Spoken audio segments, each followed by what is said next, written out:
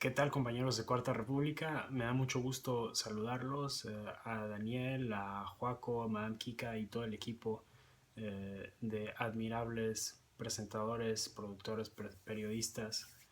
y pensadores de México.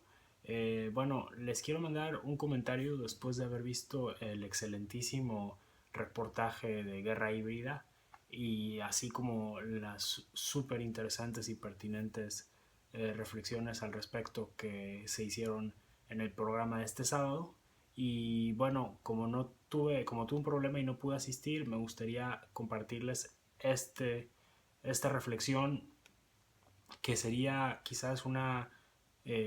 tentativa y una propuesta para vincular las dos partes del reportaje, que sería por un lado la guerra híbrida y por otro lado la economía cooperativa y la importancia de esta en un México transformado.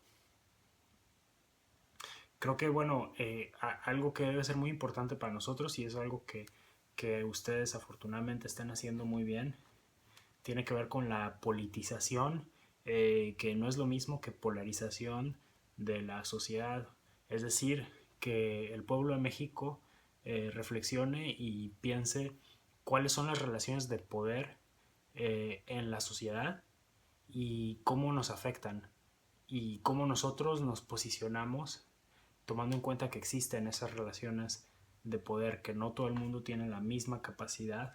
de actuar y estar en el mundo. Entonces, este mensaje es muy importante y va en contra del fatalismo de a mí no me interesa la política o yo no me meto en política, que también tenemos que distinguir entre, como lo hace muy bien en el reportaje, entre la política electoral y la política con P mayúscula, que significa precisamente luchar para que el poder no sea abusado y para que la gente pueda dar lo mejor de sí en todos los contextos. Entonces, yo creo que en este tema de guerra híbrida, pues hay algo que está subyacente siempre, que es el problema del no reconocimiento de la humanidad de millones de mexicanos y de millones de seres humanos en el mundo. Y ese no reconocimiento de su humanidad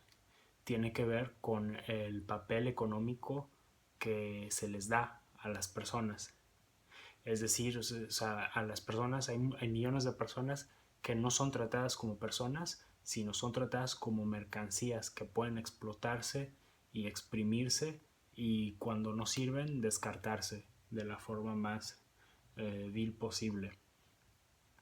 En México hubo esclavitud durante siglos. O sea, la primera vez que se termina formalmente con la esclavitud es cuando Morelos declara en 1813 que se proscribe la esclavitud y la distinción de castas para siempre y que todos queden iguales. Pero bueno, sabemos que a pesar de esta muy noble declaración, por causas ajenas al heroísmo de Morelos, pues el trabajo forzado persiste por lo menos hasta el porfiriato con las tiendas de raya en las que los campesinos estaban esclavizados a los dueños de las haciendas. Entonces, hoy en día, ¿qué ha pasado? No hay esclavos formalmente y no está prohibido en la legislación, pero sabemos que 43% de los mexicanos, según el INEGI,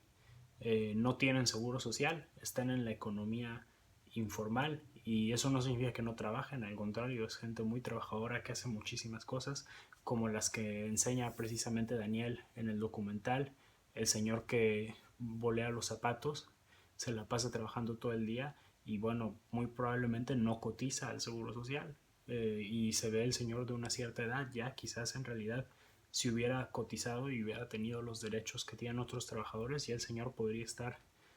disfrutando de su pensión, lo cual probablemente no es el caso y lamentablemente, y es lo que tenemos que cambiar. Por otro lado, otra estadística es que el 39.4% de los trabajadores en México no ganan lo suficiente para poder comprar una canasta básica alimentaria y al mismo tiempo una persona como Carlos Slim pudo ser el hombre más rico del mundo entre 2010 y 2013. Y al mismo tiempo 128,000 mexicanos, es decir, una ciudad pequeña, tiene la misma cantidad de recursos que 62 millones de mexicanos. O sea, tiene una mini ciudad, tiene más riqueza que todos los habitantes de la Ciudad de México, del Estado de México, y podríamos añadirle todavía varios estados más grandes, y ese puñado de gente tiene el mismo nivel de riqueza, mientras que hay millones de personas que están en la miseria. ¿Cómo salimos de esa confrontación? ¿Cómo salimos de esta crisis?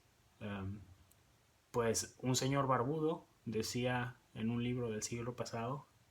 que libres y esclavos, patricios y plebeyos, varones y siervos, maestros y oficiales, en una palabra, opresores y oprimidos, frente a frente siempre, empeñados en una lucha ininterrumpida, a veces escondida y a veces abierta. Ahí otra referencia a la guerra híbrida, a veces se declara, pero cuando es híbrida también se esconde se camuflajea. Y básicamente esta lucha tiene dos posibilidades: o se transforman las condiciones de esta sociedad de forma revolucionaria, o se lleva a una degradación o inclusive exterminio de ambas clases. Es decir, que hasta los explotadores acaban siendo perjudicados por el sistema que supuestamente los beneficia. ¿Cómo salir de una crisis? Siempre hay múltiples salidas, unas para bien y otras para mal, pero yo aquí es donde pienso que se puede hacer el vínculo,